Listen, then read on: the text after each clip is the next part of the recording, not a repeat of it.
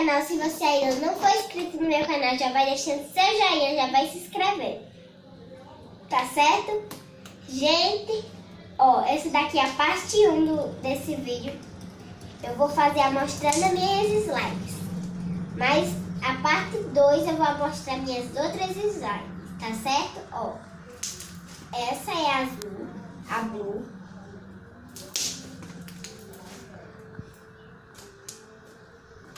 Ela é linda, cheia de dourado, de glitter dourado.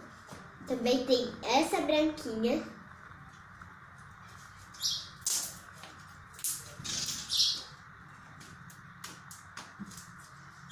Também tem essa roxinha.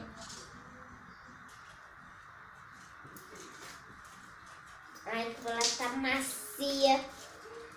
Você não tem noção. Também tem essa rosa.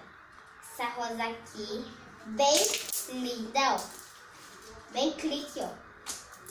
Peraí. Estou recebendo o que vocês querem que eu misture. Um pedaço da rosa com a roxa e um pedaço da azul com a rosa e a roxa.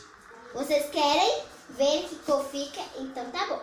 Mas se vocês têm que dar o seu like e se inscrever, tá certo? Vamos lá. Vou pegar mais um pedaço do rosa, que o rosa ficou pequeno aqui. Vai. Ó, vou começar misturando com o roxo. E agora o azul. Uou, que lindo, gente! Eu acho que vai ficar roxo. Que o roxo é bem forte, né, ó? E as outras, essas aqui também, mas vai ficar roxo, ó.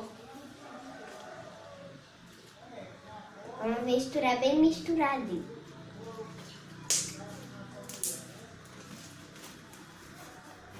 Então, gente, o resultado foi roxo, como vocês estão vendo.